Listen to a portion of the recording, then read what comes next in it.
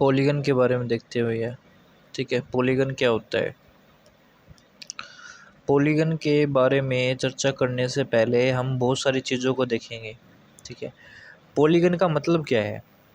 Polygon, poly मतलब है many, many का मतलब है बहुत सारी, गन मतलब क्या होता है, भुजाएं, भुजाएं।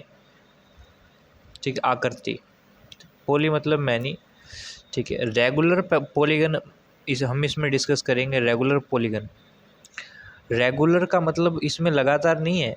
रेगुलर का मतलब है जिसकी प्रत्येक भुजा बराबर हो, यानी कि समान भुजाओं वाला हो। पॉलीगन वहाँ पे अप्लाई होगा जिसकी प्रत्येक भुजा बराबर हो। जैसे कि समबाहु त्रिभुज में अप्लाई हो जाएगा, ये 5 है, ये 5 है, ये भी 5 है। ये वर्ग में अप्लाई हो जाएगा। पॉली मतलब बहुभुज, बहुभुज का मतलब है एक से ज़्यादा भुजाएं हो, एक से ज़्यादा भुजाएं हो वो बहुभुज हो जाता है। ठीक है ना। अब देखोगे कि मान लो ये क्या है, वर्ग है, इसकी प्रत्येक भुजा बराबर है, जितनी या है उतनी या है उतनी या है, ये भी एक पॉलीगन है। क्योंकि एक से भैया एक डंडे से 2 डंडे हैं तो ये पॉलीगन है। ठीक है ना। पॉलीगन आप बहुत सारी आकृतियों को बोल सकते हो भैया। पॉलीगन का मतलब ये भी एक पॉलीगन है, 6 भुजाएं हैं इसके अंदर।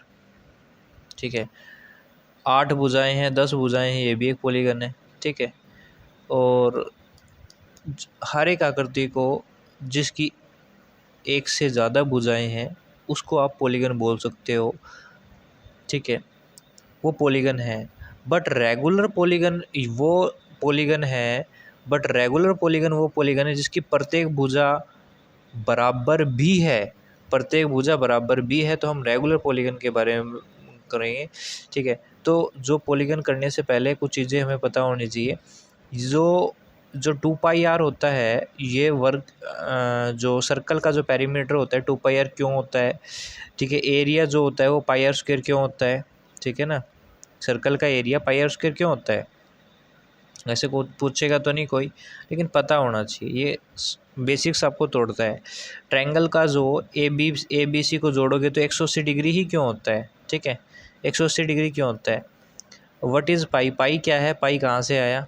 ठीक है, पॉलीगन क्या होता है भैया, पॉलीगन में। ठीक है, पॉलीगन का मतलब अभी समझा दिया पॉलीगन का। तो 5वीं टर्म हम डिस्कस करेंगे। 5वीं टर्म है कि r equals to A upon में 2 कोट 180 डिग्री अपॉन में n होता है। जब कोई भी पॉलीगन के आप बाहर एक सर्कल छाप देते हो, उसके लिए जो रेडियस होती है भैया वो ये होती है। आप कहोगे जी अच्छा जी। जब किसी भी पॉलीगन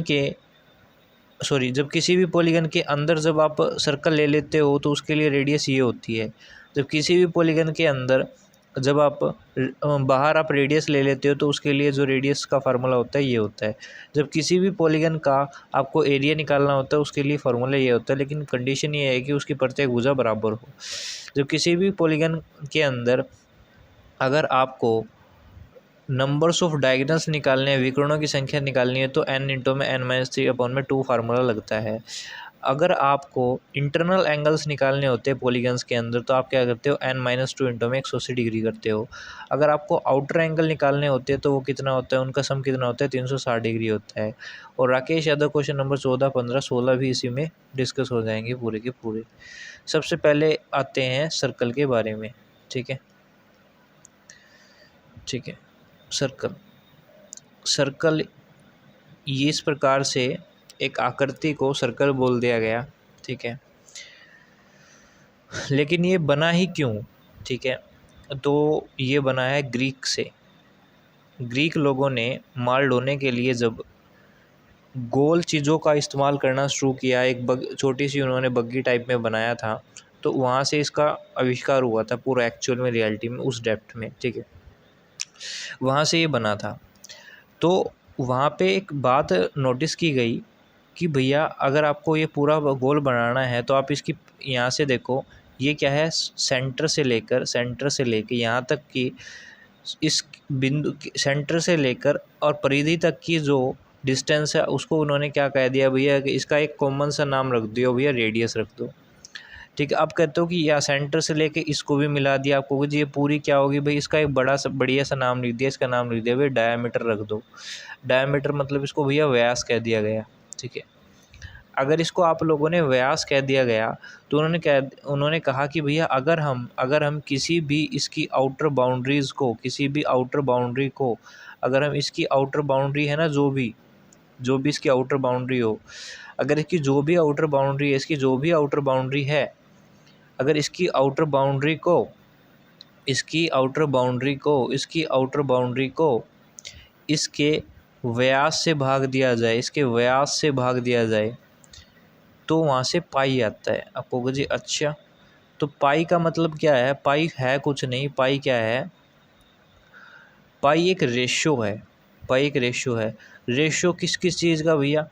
रेशो ऑफ सर्कमस्टांस, ठीक है। इसका सर्कमस्टांसेस तो बोलेंगे, सर्कमस्टांसेस मतलब ये पेरीफेरी बोलते हैं इसको। पेरीफेरी मतलब बाहर की पेरीमीटर अपॉन में डायामीटर और पेरीमीटर का रेशियो क्या कहलाया भैया? पाई कहलाया, ठीक है। तो पैरामीटर और डायामीटर का जो रेशियो कहलाया वो क्या कहलाया? पाई कहलाया। पाई एक ग्रीक वर्ड है जिसको सिंबल के रूप से आपने समझा दिया, ठीक है। यानी कि अगर हम पूरी पैरामीटर को इसके डायमीटर से भाग दे देते हैं तो एक ऐसा नंबर आएगा जो कि 3.4 से आगे चलता चला जाएगा, जो नंबर रिपीट ही नहीं होगा, ट्रिलियंस में चला जाएगा ये, ठीक है। ट्रिलियंस में चला जाएगा और फिर ये आगे रिपीट ही नहीं हो पाएगा, ठीक है। तो इसके लिए एक सोल्यूशन निकाला गया, हमने 22/7 लेके सोल्व किया, ठीक है ना। 22/7 एक्चुअली में एक्यूरेट नहीं होता है ये, लेकिन ये काम चला देता है क्योंकि नंबर बार बार रिपीट होने लगता है, ठीक है। इस वजह से कुछ इरेशनल नंबर्स होते हैं, ठीक है। अगर हम यहाँ पे देखते हैं कि इस प्रकार से किसके बराबर है अभी ये पाई के, कोई भी इनका जो रेशियो है वो क्या है? पाई के बराबर है, ठीक है। तो आपको क्या निकालना है? पेरीमीटर निकालनी है। तो पेरीमीटर क्या होती है? पी इंटू में डायामीटर होती है। आप कहोगे जी ठीक है, आप कहोगे ये बात तो सही है। और जो डायामीटर है वो आर यहाँ से और आर यहाँ से 2r ही तो है। आप कहोगे जी 2r ही तो है, बिल्कुल सही है। तो यहाँ से पैरामीटर का एक फार्मूला बना 2πr, ठीक है ना। पैरामीटर का फार्मूला बना 2πr यहाँ से, बिल्कुल बेसिक से। इसी प्रकार से एरिया का भी फार्मूला बना। यहाँ से एरिया कैसे निकलता है सर्कल का? देखिए, सर्कल का जो एरिया का जो फार्मूला है ये इस प्रकार से बना। देखिए, कोई भी एक सर्कल है, इसका जो एरिया होता है वो कितना होता है भैया? पाई आर स्क्वायर होता है। पाई आर स्क्वायर ही क्यों होता है? आप देखोगे कि किसी भी सिंपलेस्ट फॉर्म को आप कन्वर्ट कर लो आयताकार फॉर्म में, ठीक है ना। अगर आप इस सर्कल के इस केंद्र के बिंदु से छोटे छोटे टुकड़े करते हो तो आप यहाँ से क्या निकालोगे भैया? एक आयत निकल जाएगा। यहाँ से एक आयत निकल जाएगा। और जब एक आयत निकल जाएगा ना, यहाँ से एक आयत निकल जाएगा, यहाँ से ये आयत जो निकल जाएगा यहाँ से, इसकी जो ये लंबाई आएगी ना, पता है क्या आएगी? इसकी लंबाई इसका हाफ आएगी, पता है। इसका पैरामीटर का हाफ इसकी लंबाई आएगी, पता है। करके देख लेना, एक्सपेरिमेंट है ये पूरा का पूरा, बहुत अच्छे से होता है, पेपर पे अच्छे से होता है। पेपर को काटो मोड़ो, ठीक है, जब आता है इसकी जो लंबाई है इसका पैरामीटर का हाफ हो जाएगी, ठीक है। तो ये कितना आ जाएगा? अगर इसकी पैरामीटर 2πr है तो इसका आधा यानी कि πr, तो जो इसकी लंबाई आएगी ना, इसकी लंबाई कितनी आएगी भैया? πr आएगी, ठीक है। लंबाई कितनी आएगी? πr आएगी, ठीक है। इसकी अगर चौड़ाई की बात करूँ तो चौड़ाई भैया, इसकी जो चौड़ाई आएगी ना, हम इस फॉर्म में लेंगे तो इसको पूरा रफ करेंगे, फिर इसको काटेंगे तो इसकी जो चौड़ाई आएगी ना वो r आएगी। इसकी चौड़ाई क्या आएगी? r आएगी। हमने एक एक्सपेरिमेंट किया था, ठीक है। तो आयत का क्षेत्रफल कितना होता है? आपको जी आयत का क्षेत्रफल होता है, आयत का क्षेत्रफल कितना होता है? आयत का क्षेत्रफल होता है लंबाई गुणा में चौड़ाई, ठीक है। तो कितना हो गया भैया? पाई आर स्क्वायर हो गया। यहाँ से फॉर्मूला बना पाई आर स्क्वायर का पूरा क्रिएशंस के साथ। ठीक है, पाई क्या होता है, रेशियो होता है और कुछ नहीं होता। ठीक है, तो हमारे दो डाउट क्लियर हो गए। Area of a circle is pi r square क्यों होता है, area of a perimeter is 2 pi r क्यों होता है। ठीक है, एक डाउट और आ गया भैया अब अपना कि ये भी एक डाउट बना कि भैया जो ये पूरा का पूरा सर्कल है इसमें इन्होंने 360 डिग्री एंगल ही क्यों ले लिया। तो यहाँ से यहाँ तक आपने देखा उन्होंने कि भैया ये वाला आप उन्होंने कहा है, कह दिया ये 180 है, इससे ऊपर वाला 100 कर दिया, ये भी 180 है, तो दोनों को जोड़ दिया 360 है। तो यानी कि इस पूरे गोले का जो थीटा है वो एंगल जो है वो 360 है।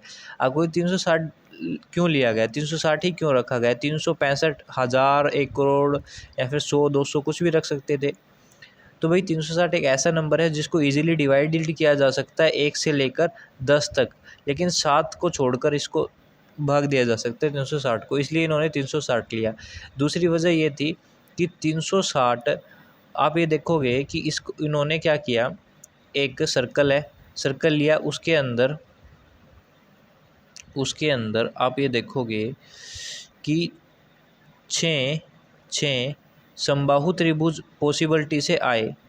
इसके अंदर 6 समबाहु त्रिभुज आ सकते हैं और 6 समबाहु त्रिभुज प्रत्येक से 180 बनाएगा। तो वहाँ से क्या आ जाएगा 60, ये देखो ये 60 आएगा, ये 60 आएगा, ये 60 आएगा, ये एंगल 60, तो यहाँ से 360 बन जाएगा। एक कंसेप्ट ये भी था। दूसरा कंसेप्ट भैया इनका ये तारों तूरों पे विश्वास रखते थे या जो साइंटिस्ट थे, इस वजह से यहाँ पे 360 आया था। ठीक है, अब बात करते हैं कि जो ट्रायंगल है, ट्रायंगल में ये 180 क्यों होता है, ये 60, ये 60, ये 60, मान लीजिए समबाहु त्रिभुज है। ठीक है,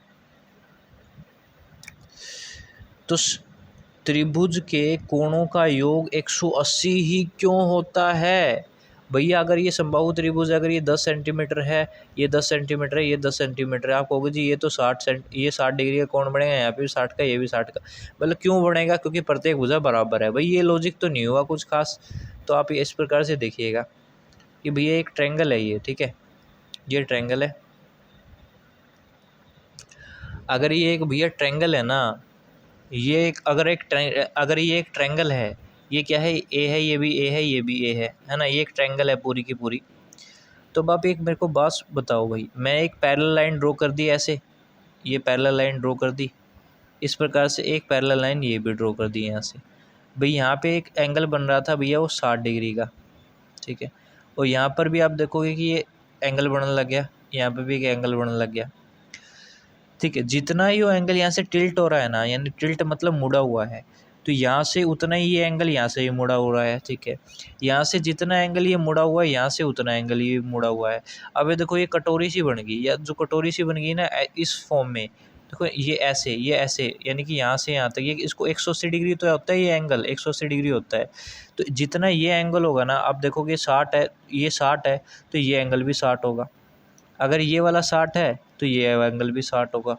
तो इस वजह से ये कटोरी बन जाती है यहाँ पर, और जो ये कटोरी बनती है 180 डिग्री बनाती है, तो 180 डिग्री बनाती है, जिस वजह से ये कटोरी यहाँ पे आ जाती है, कटोरी यहाँ पे आ जाती है। कटोरी का मतलब क्या है, ये एंगल है। ठीक है ना, इस लाइन और इस लाइन के बीच का गैप है जो सर्कुलर फॉर्म में है। और जब सर्कुलर फॉर्म का छोटा सा भाग है, अगर सर्कुलर फॉर्म का छोटा सा भाग है उसको कोण कह दिया गया। ठीक है, और कुछ नहीं होता ये। ठीक है, कोण ही होता है वो। व्हाट इज़ पाई, पाई के बारे में डिस्कस कर चुके हैं, पॉलीगन है।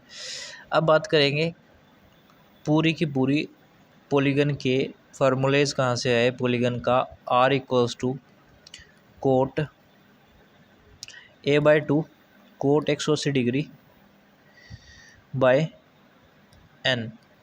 ठीक है, अगर बात करते हैं भैया कोई एक पॉलीगन उठाते हैं, मान लो कोई भी एक पॉलीगन है। ठीक है,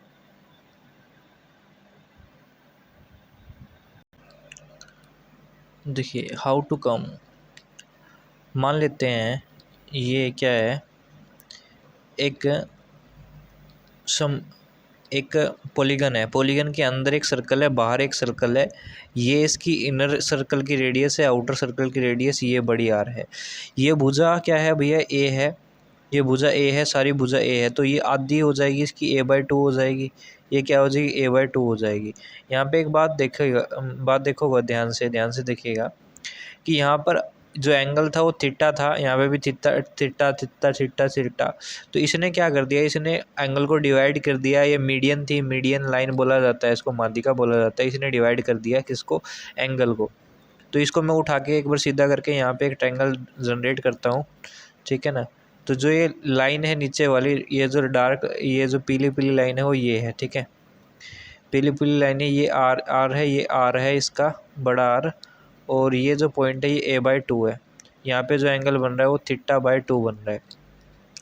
तो अब एक बात और भी देखो, यहाँ पे ऊपर आप, यहाँ पे जितने भी थीटा हैं कितनी लाइन पे हैं आपको, जिस 6 लाइन पे तो 6 एंगल बनेंगे, जितनी भुजाएं हैं ना उतनी एंगल बनते हैं, तो n थीटा हो गया।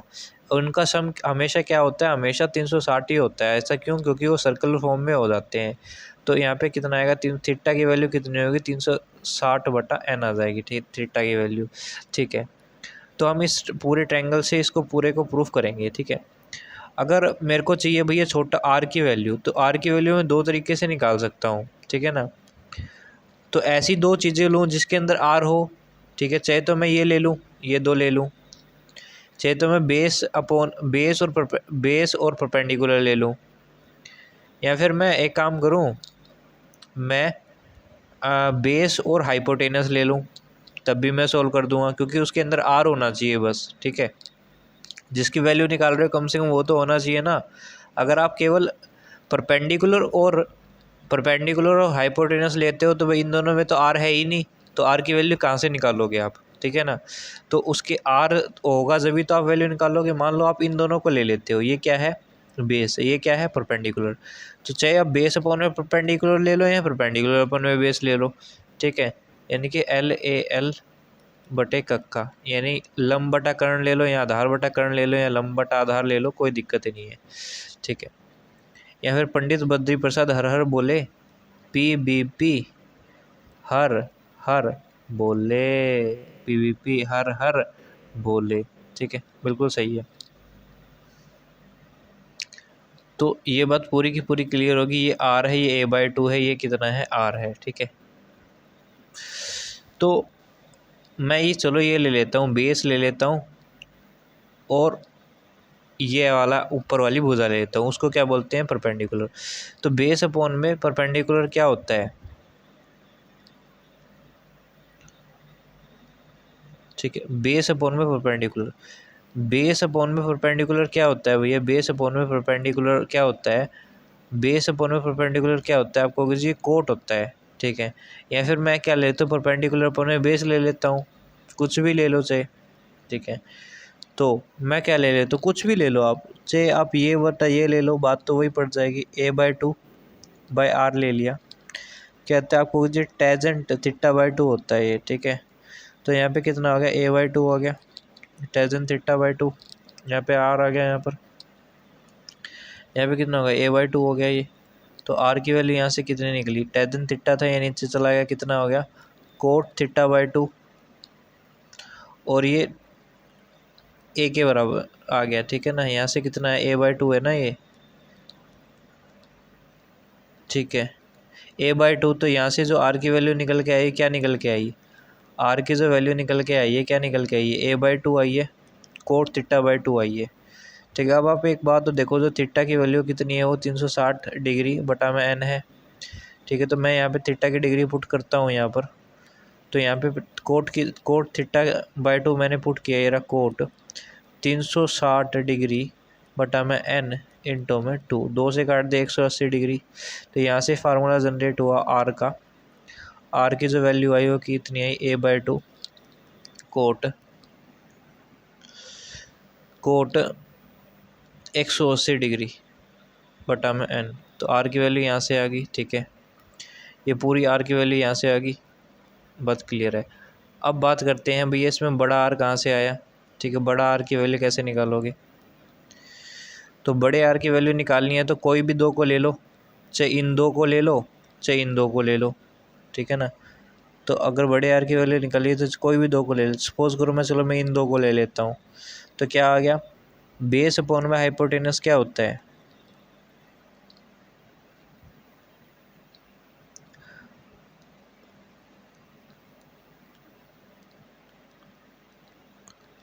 बेस अपॉन में हाइपोटेनस, बेस अपॉन में हाइपोटेनस से होता है भैया कोस थीटा, ठीक है ना। बेस अपॉन में हाइपोटेनस क्या होता है, कोस थीटा होता है। क्या होता है, कोस थीटा होता है बेस अपॉन में हाइपोटेनस। पंडित बद्री प्रसाद, ठीक है, कोस थीटा होता है, कोस थीटा होता है। अच्छा रे, चाहिए इन दोनों को ले लो, लेकिन मेरे को आर की वैल्यू चाहिए, चाहे इन दोनों को ले लो, चाहे इन दोनों को ले लो, किसी दो को भी ले लो। तो चलो मैं एक काम कर लेता हूँ, इसको हाइपोटेनस और परपेंडिकुलर को ले लेता हूँ। परपेंडिकुलर अपॉन में हाइपोटेनस होता है भैया साइन थीटा। चलो मैं क्या लेता हूँ, साइन थीटा ले लेता हूँ। तो साइन थीटा बाई 2 मैंने लिया, क्या, परपेंडिकुलर अपॉन में हाइपोटेनस। परपेंडिकुलर था a/2, हाइपोटेनस था r था, यहाँ पे r चला गया, तो r ये उस तरफ चला गया, ये a/2 इंटू में नीचे आ गया sine theta by 2। Sine theta उधर कन्वर्ट हो गया किस में, r equals to a/2 sine theta ऊपर हो गया कोसिकेंट थीटा बाई 2 के। तो यहाँ से r की जो value I a/2 cosecant theta by 2 आ गई।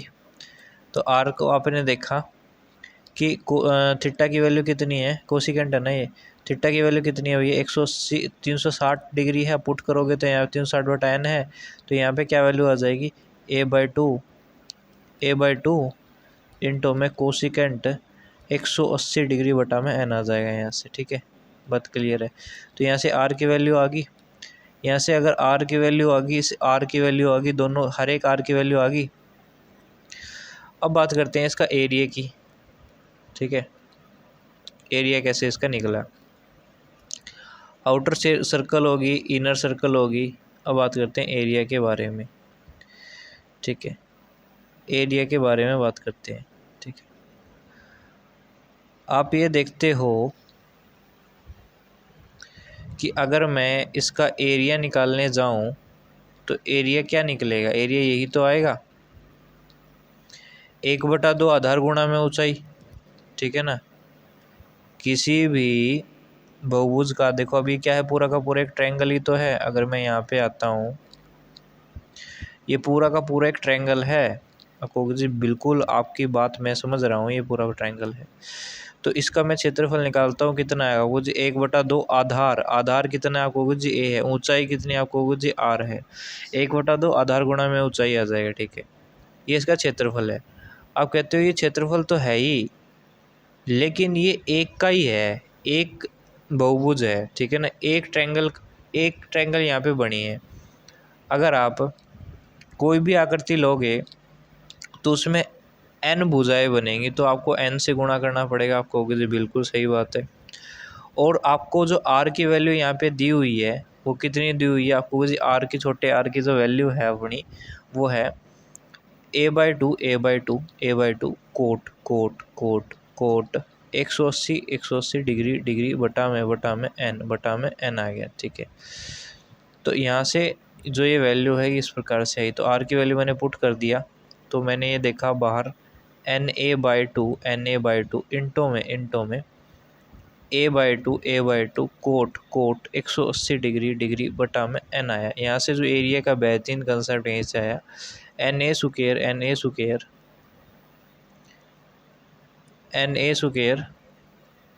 Square by 4, na square by 4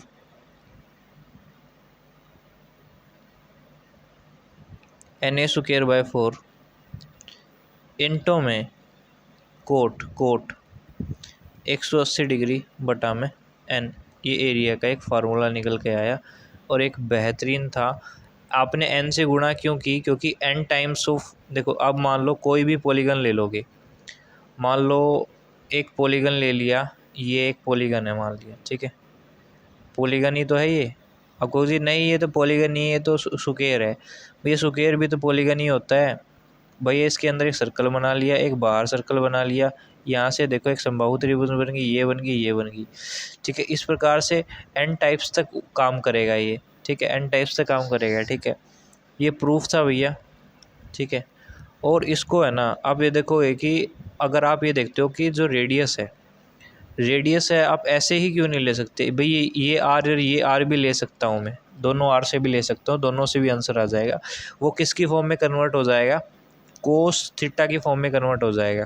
फिर वहाँ से उसको काटोगे, इसकी वैल्यू रखोगे तो आर आ जाएगा, फिर आर की वैल्यू इन दोनों से कंपेयर करोगे, ठीक है, फिर आर की वैल्यू वहाँ पे रखोगे तो इसकी वैल्यू आने लगेगी। तो आप कोई भी दो ले लो, कोई दिक्कत नहीं है, बस इसके अंदर ये कॉमन होना चाहिए। चाहिए दो ले लो, चाहिए दो ले लो, कोई भी दो ले लो, मैंने दोनों को रख के प्रूफ कर दिया है, एरिया वगैरह सब कुछ, ठीक है। अब बात करूँगा मैं इसके अंदर अब इंटरनल एंगल, इस एक्सटीरियर एंगल और इंटीरियर एंगल। एक्सटीरियर मतलब होता है बाहरी, इंटीरियर मतलब होता है आंतरिक, ठीक है। ठीक है, अगर मैं ये देखूँ, मान लो ये एक पॉलीगन है मान लो ये, और ये एक पॉलीगन है मान लो, ठीक है। तो आपने देखा कि ये वाली जो एंगल होते हैं ना, उनको एक्सटीरियर एंगल बोला जाता है, बाहरी कोण। इनका जो जोड़ होता है ना हमेशा कितना होता है, 360 होता है। बाहरी कोणों का योग कितना होता है, तो यहाँ पे लिखा एक्सटीरियर एंगल का कोण का जो योग होता है वो हमेशा 360 होता है।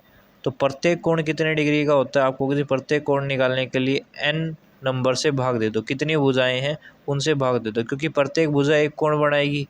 अगर प्रत्येक भुजा एक कोण बनाएगी तो प्रत्येक भुजा से भाग दिया तो प्रत्येक कोण पता चल गया, ठीक है।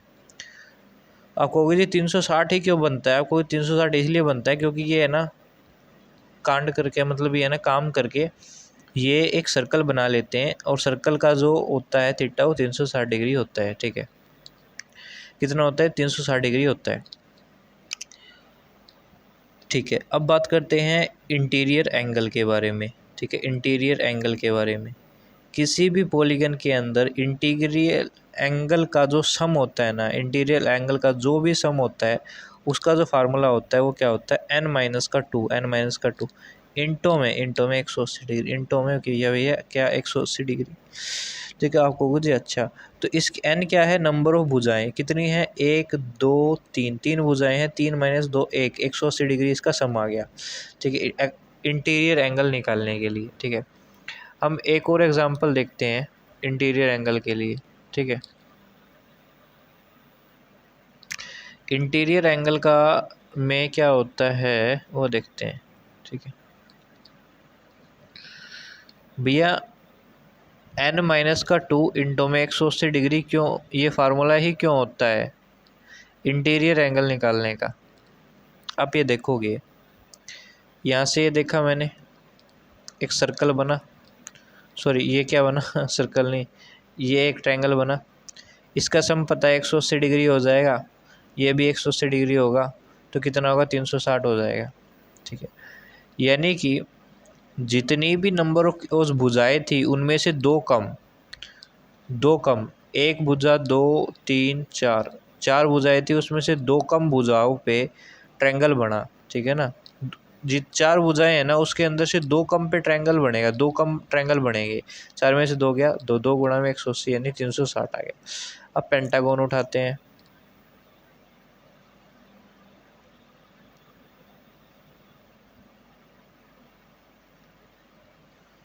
तो भैया ये देखा ई ट्रायंगल हुआ, ठीक है। और कोई ट्रायंगल बनता है, कैसे बनता है भैया, एक ई बन रहा है, तो ये देखा भैया ये 180 डिग्री, ये 180 डिग्री, ये भी 180 डिग्री, तो 5 थे उसमें से 2 कम बने, ठीक है ना। तो यानी कि यहाँ से जितने भी n हो गए ना हर बार 2 ही कम हो रहा है, तो n-2 हो रहा है, और प्रत्येक में 180 डिग्री, तो 180 डिग्री तो गुणा कर दिया। नहीं समझे तो अभी ये देखो हेक्सागोन है, ये रहा, ये एक ट्रायंगल बन गया, यू एक ट्रायंगल बन गया, एक ये ट्रायंगल बन गया, और एक ये ट्रायंगल बन गया, तो कितने बन गए, 180 180 180 और 180, यानी कि 6 भुजाएं थी, फिर 2 कम होगी। यानी कि अगर कितनी भी भुजाएं दे देना, वो कितनी भी भुजाएं दे दे, मान लो अगर 12 भुजाएं दे दी आपको, तो उसमें से 12 भुजाओं में से भी 2 कम हो जाएंगी, और उसके में 180 से गुणा हो जाए, तो उसके सम का, उनके जो इंटीरियर एंगल्स के का जो सम आएगा वो कितना आ जाएगा, 1800 हो जाएगा, ठीक है।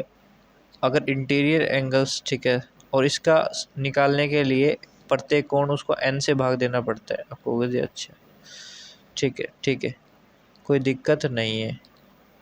तो इस प्रकार से ये जनरेट हुआ था n-2 वाला। अब बात करेंगे कि डायगोनल जो हैं, डायगोनल्स का कैसे जनरेट हुआ। ठीक है, अगर किसी भी विकर्णों की किसी भी बहुभुज के अंदर आपको विकर्णों की संख्या बता दी जाए कि मान लो ये 12 भुजाएं हैं, इसके अंदर विकर्णों की संख्या कितनी है, बताओ कितनी विकर्णों की संख्या है। ठीक है, नहीं बता पाओगे एकदम से, कितने भी पूछ लिया जाए तो। लेकिन इसके लिए एक फार्मूला जनरेट हुआ है डायगोनल्स निकालने के लिए, पॉलीगन के लिए डायगोनल्स n इंटू में n-3/2, ये एक पॉलीगन का डायगोनल्स निकालने का फार्मूला है। कैसे आया देखिएगा। मान लेते हैं एक वर्ग है, मान लिया ये वर्ग है, तो इसका डायगोनल देखा भैया, यहाँ से मिलाया एक, तो ये बन गया। एक बिंदु से सिर्फ कितना डायगोनल बना आपको जी, एक बिंदु से अभी तक, एक बिंदु से इसने ये वाला साइड वाला बिंदु, डायगोनल मतलब होता है सामने वाला एंगल, सामने वाले से एक बिंदु को सामने वाले बिंदु से मिलाया जाए उसको डायगोनल बोला जाता है। ठीक है, या इस बिंदु की वजह से ये वाली जगह खराब होगी, ये वाली जगह खराब होगी, ये वाली जगह भी खराब होगी।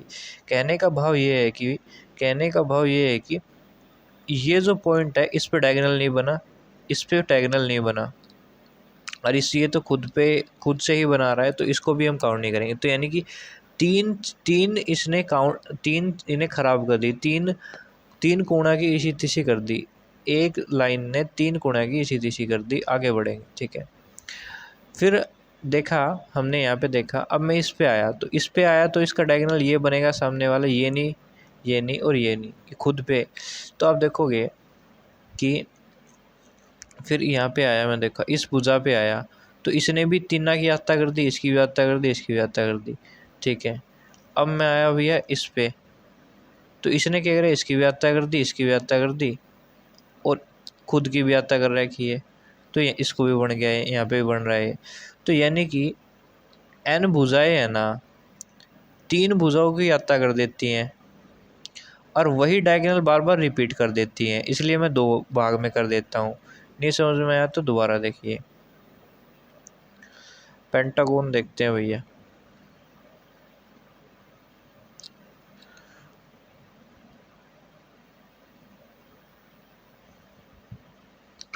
मान लो ये डायगोनल्स हम बनाते हैं, इसका डायगोनल क्या बनेगा भैया, ये नहीं बनेगा, ये नहीं बनेगा, ये खुद भी नहीं बना पाएगा, तो इसका एक डायगोनल तो ये बनेगा, एक डायगोनल ये बन गया।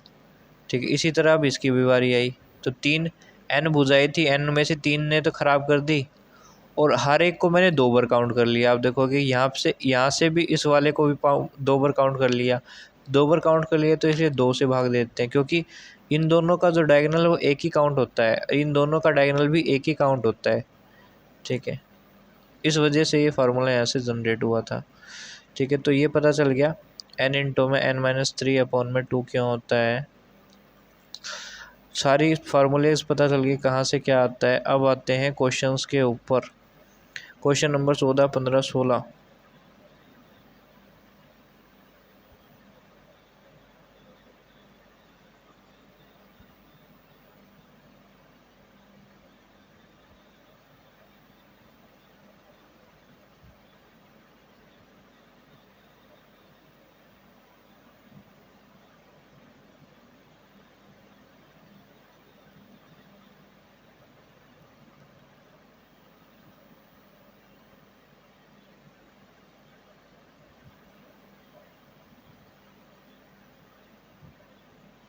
क्वेश्चन 16।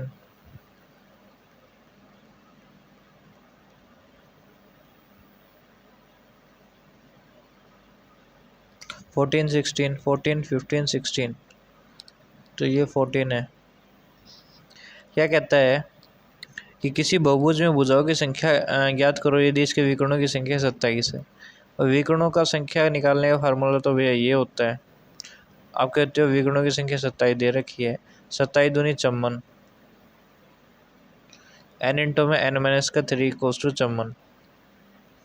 ऐसी यहाँ से देखा मैंने, n इंटू में n-3 इक्वल्स टू 54 आ गया, यानी कि n की वैल्यू वो होगी जो 54 का मल्टीपल में होगा, ठीक है ना। अब ये देखोगे कि n इंटो में n माइनस का 3 इक्वल्स टू 54 है। अब ये 54 के कितने फैक्टर हो सकते हैं आपको? ये 54 के हो सकते हैं भैया 27 दूनी 54 हो सकता है एक तो, और कुछ हो सकता है आपको जी? एक होता है 6 निम 54 हो सकता है, ठीक है। अगर मैं कहीं ना कहीं 27 रखता हूँ, ठीक है ना, 27 रखता हूँ, 27 दूनी 54 हो गया ना। अब ये देखो कि अगर मैं यहाँ पर 27 रखता, n की वैल्यू 27 रखता, ठीक है ना, या फिर 2 रखता, तो आपको देखो, आपको ये बड़ी बात है कि आपको बड़ा ही रखना पड़ेगा, क्योंकि बड़े में से ही तो घट पाएगा। यहाँ पर n की वैल्यू आपको 2 क्यों नहीं रख सकते? 2 आप रख ही नहीं सकते, आपको 27 ही रखना पड़ेगा। अगर आप 27 ही रखोगे, बड़ी नंबर रखोगे, तभी तो घटा पाओगे। छोटा नंबर रखोगे तो किस तरह घटा पाओगे? नहीं घटा सकते। तो अगर मैं यहाँ पे 27 रखता हूँ, ठीक है ना, मैं यहाँ पे 27 रखता हूँ, तो 27 में से मैं 3 घटाऊँगा तो 24 आ जाएगा। तो 54 तो आएगा नहीं, पता नहीं है, तो बहुत बड़ा नंबर हो जाएगा 24 गुणा 25। तो भाई मैं क्या करता हूँ, तो बड़ा नंबर रखना है यहाँ पे, तो मैं क्या करता हूँ, 9 रखा मैंने यहाँ पे, 9 रख दिया। तो n माइनस 9 था, 9 माइनस का 3 कितना होगा? 6 होगा। 6 निम 54 आ गया, यानी कि 4, यानी n की वैल्यू कितनी है भैया? 9 है। तो इसके डायगोनल कितने बढ़ेंगे? 9 बढ़ेंगे भैया, ठीक है। किसी बहुभुज में प्रत्येक ब्राहा व अंत्य कोण का अनुपात 2:3 है, बहुभुजों की संख्या ज्ञात करो। किसी बहुभुज में प्रत्येक ब्राहा व अंत्य कोण का अनुपात 2:3 है, बहुभुज की संख्या बहुभुज में अंत्य कोणों का अनुपात 2:3 है, बहुभुज की संख्या, भुजाओं की संख्या ज्ञात करो। क्या कहता है? बहुभुज में, पॉलीगन में प्रत्येक ब्राहा यानी कि एक्सटीरियर एंगल और कोण व अनुपात का जो है, प्रत्येक ब्राहा कोण व अंत्य कोण का अनुपात 2:3 है। ब्राहा कोण का प्रत्येक का कह रहा है, प्रत्येक ब्राहा कोण का जो फार्मूला होता है, प्रत्येक ब्राहा कोण का जो फार्मूला होता है वो क्या होता है? 360/n होता है, ठीक है। और अंत्य कोण का जो फार्मूला होता है n माइनस का 2 इंटो में 180 डिग्री बटा में n होता है। आपको जी n से तो n कट गया ये, ठीक है, और इस 180 से 180 कट गया है, कितना आया भैया? ये 2/n माइनस का 2 आया। तो कभी भी प्रत्येक ब्राहा कोण अंत्य कोण का रेशियो दिया जाए ना, तो आप इस फॉर्म पे देखा करो। आपको ब्राहा कोण और अंत्य कोण का जो रेशियो है वो 2/n/2 है, ठीक है। ब्राहा मतलब बाहरी, अंत्य मतलब ये रहा, n 2/n/2, ठीक है। ये किसके बराबर दे? मेरे अकॉर्डिंग जो रेशियो है ये है, लेकिन आप कहते हो जो रेशियो है 2/3 है। 2 तिया 6, 2n है, ये कितना आ गया? 4 है।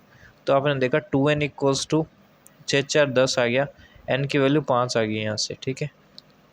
इसको 3-4 मेथड और हैं इसको करने के, 3-4 मेथड और हैं, उनसे भी किया जा सकता है इसको। 16वां क्वेश्चन देखते हैं। 10 सेंटीमीटर भुजा वाले किसी वर्ग के कोने को काटकर अष्टभुज बनाया गया है, अष्टभुज की भुजा ज्ञात करो। 10 सेंटीमीटर भुजा वाले किसी वर्ग के कोने को काटकर एक अष्टभुज बनाया गया है, ठीक है। एक बार इस क्वेश्चन को ले लेते हैं, क्वेश्चन 16।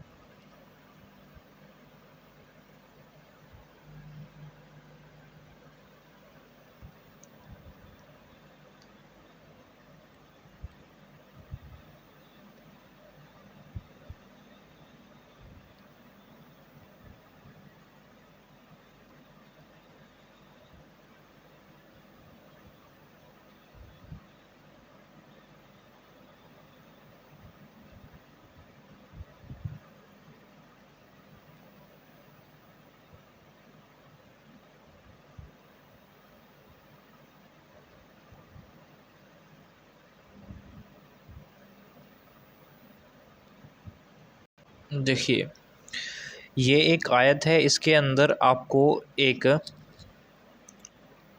अष्टभुज बनाया गया है जिसके कोने को काटकर। इसके बारे में और क्या बताया गया है कि 10 सेंटीमीटर भुजा वाले किसी वर्ग के कोने को काटकर अष्टभुज बनाया गया, अष्टभुज की भुजा ज्ञात करो।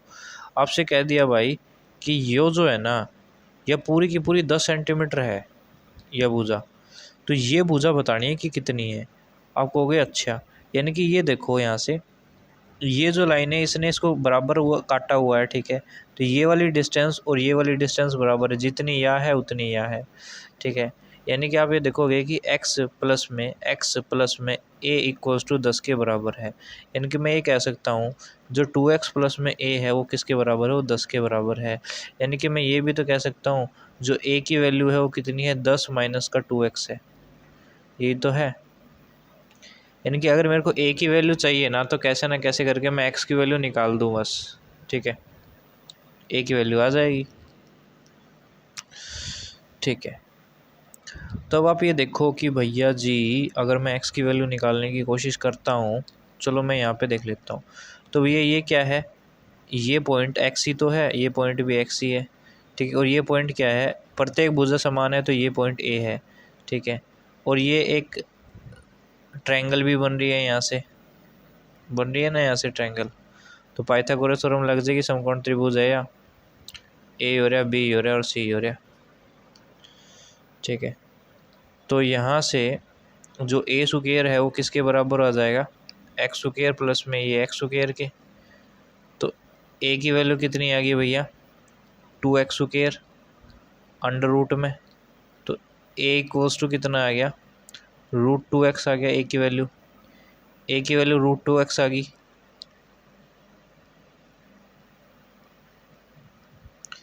a की वैल्यू कितनी आ गई भैया, √2x आ गई।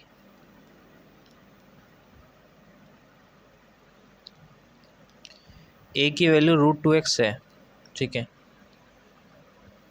तो यहाँ पे बराबर रख लेते हैं इसकी वैल्यू, यहाँ से डायरेक्ट ही निकाल लेंगे ना, क्या दिक्कत है, x की वैल्यू। तो यहाँ से x की वैल्यू निकाल लेते हैं। x की वैल्यू कितनी आई भैया, a अपॉन में √2।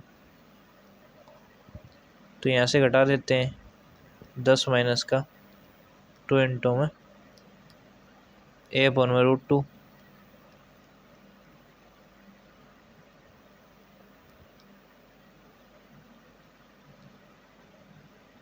a इक्वल्स टू 10√2 माइनस का 2a।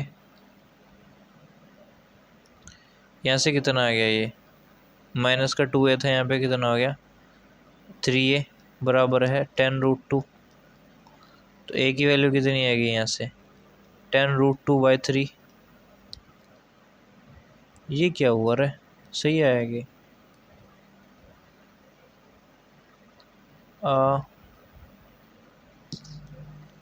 10 अपॉन में √2 + 1। ये क्या है, 10√2, a की वैल्यू कितनी आई, 10√2 अपॉन में 3 आई है। यहाँ से क्या आई है, 10 अपॉन में √2 + 1 आया है यहाँ से। तो किसी अष्टभुज का क्षेत्रफल जो होता है वो ये होता है, वर्ग की जो भुजा होती है वो ये होती है, अष्टभुज की जो भुजा होती है वो √2 + 1 होता है, अष्टभुज का जो भुजा होती है वो ये होती है, ठीक है। कुछ गड़बड़ी हो गई यार, a इक्वल्स टू √2x आ गई। तो हम ऐसे भी तो कर सकते हैं, हम अगर a की वैल्यू √2x है ना तो ऐसे भी तो लिख सकते हैं भैया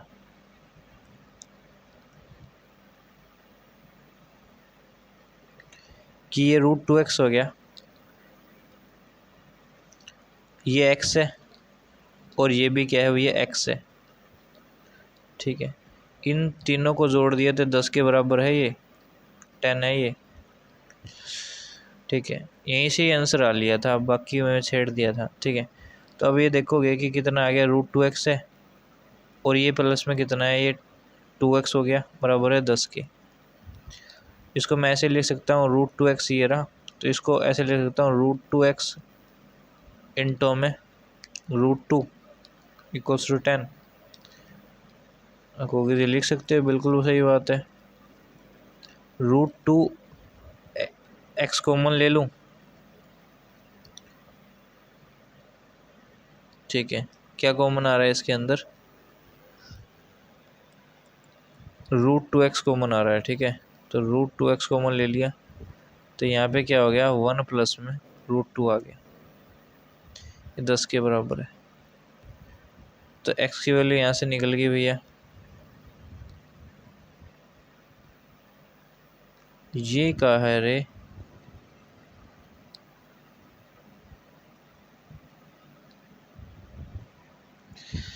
ठीक है। ये किसके बराबर है, पूरा a के बराबर है, सॉरी ये पूरा का पूरा बी के बराबर है, ठीक है। √2x प्लस में 2x, √2x प्लस इंटू में √2 इक्वल्स टू 10।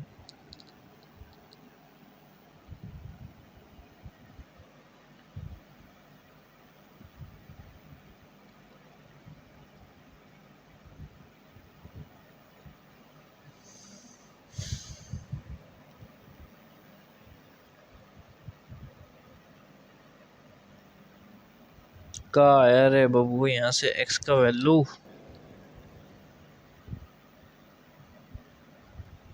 x का वैल्यू आया है 10 में √2, 1 प्लस में √2, x की वैल्यू है ये।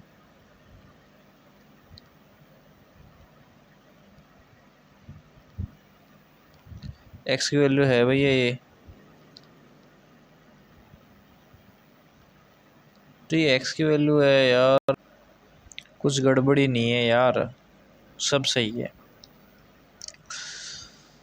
√2, अच्छा जी, ठीक है। मैं क्या करता हूँ, एक काम कर लेते हैं, इसमें से कॉमन ले लेते हैं। √2x कॉमन ले लिया मैंने इसके अंदर से, तो यहाँ पे कितना आया, √2 + 1 आया, इक्वल्स टू 10 है।